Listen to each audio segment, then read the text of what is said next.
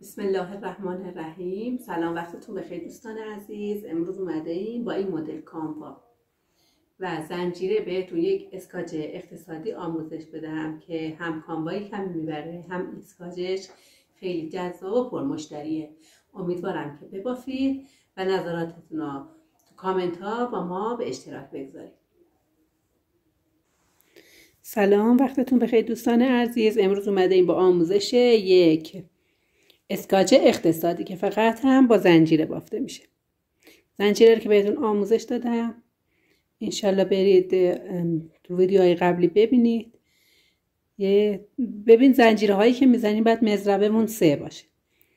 میریم زنجیره هامونو بزنیم.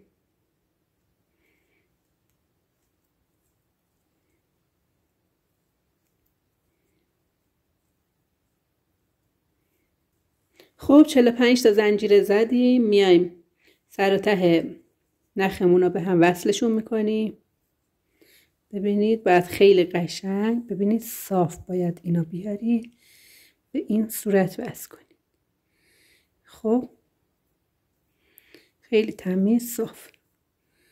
من این دور این باز کنم. آره. به این صورت تمیز میارید صاف. اینجا رو یه بس میزنید. بس هم که همون دوتا رو با هم یکی میکنیم. خب بس که زدیم میایم شروع میکنیم به بافت. دوباره 3 تا زنجیره میزنیم. اینجا که گفتیم مضرب 3 یعنی همین 3 تا زنجیرمونو که زدیم میایم اینجا چیکار میکنیم؟ میایم اینجا 3 تا زنجیره ول میکنیم به این صورت. بذار تا از رو نشونتون بدم. 1 2 3 تو پایه سوم یک بس میزنیم. دوباره همینطور 3 تا زنجیره میزنیم. بعد میایم تو پایه اول نه دوم نه سوم یه دونه بس میزنیم. دوباره 3 تا زنجیره میزنیم. بعد تو پایه اول نه دوم نه سوم یه بس میزنیم. ببخشید بس میزنیم.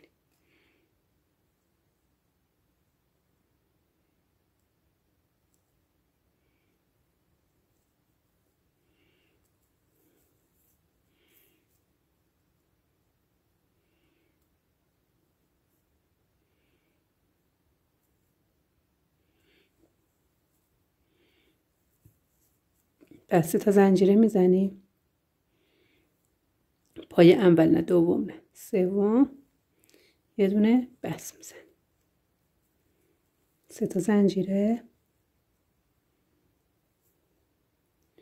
تو پایه اول نه دوم نه سوم یه دونه بس میزنیم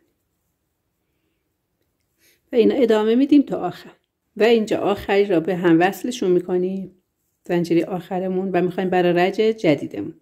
برای رج جدیدمون میایم 3 تا زنجیره میزنیم و این رو به زنجیره وسط بس میزنیم. دوباره 3 تا زنجیره میزنیم و روی زنجیره سوم رو هر دونه زنجیره وسط میایم یک بس میزنیم. 1 2 3 رو زنجیره سوم که این بشه یه بس میزنیم. 1 2 3 زنجیره وسط یه بس میزنیم و همین کار رو ادامه میدیم تا آخر. حالا آخر کار بهتون نشون میدیم. ببینید 3 تا زنجیره میزنیم و تو زنجیره وسط یک بس میزنیم. 3 تا زنجیره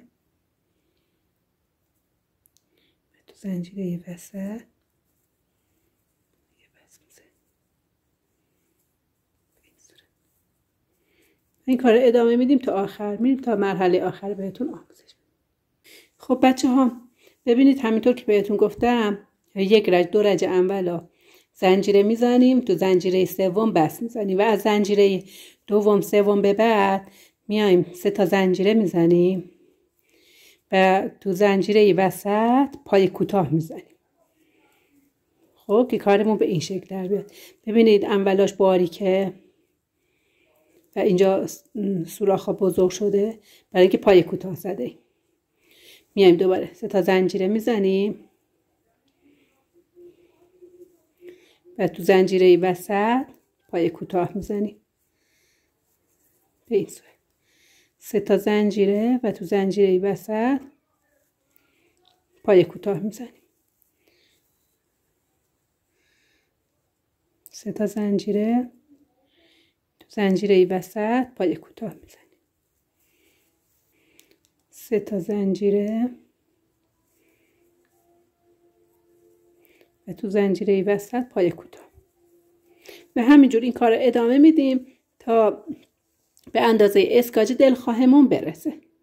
یه بار دیگه آموزش آروم میرم که قشنگ متوجه بشید. ببینید 3 تا زنجیره میزنیم، 1 2 و 3 تا زنجیره میزنیم، میایم تو زنجیره وسط 1 پای کوتاه میزنیم به این صورت و همینجور ادامه میدیم تا مرحله آخر. مرحله آخرم میام بهتون نشون میدم و آموزش میدم که آخر کار چطور میبندیم. خب بچه ها اینا بافتیم، تقریبا تموم شد. حالا میخوایم سر کارمون رو ببندیم که میایم 3 تا زنجیره میزنیم و تو هر کدوم این سوراخ‌ها 3 تا پای بلند میزنیم.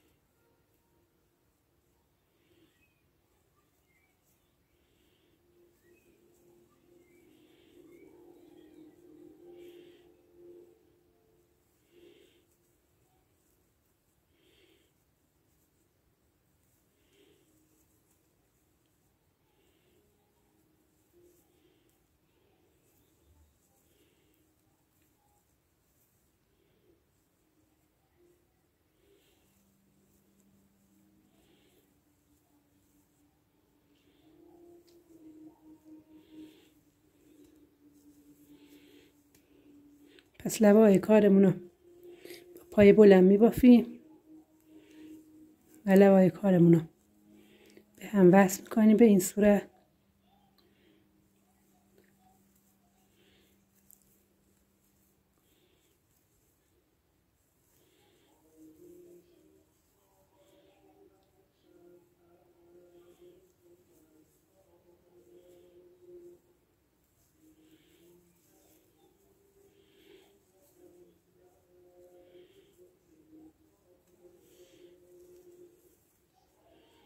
لبه اون طرف اسکاجمونم به همین صورت بافت میزنیم و لبه ها رو میبندیم.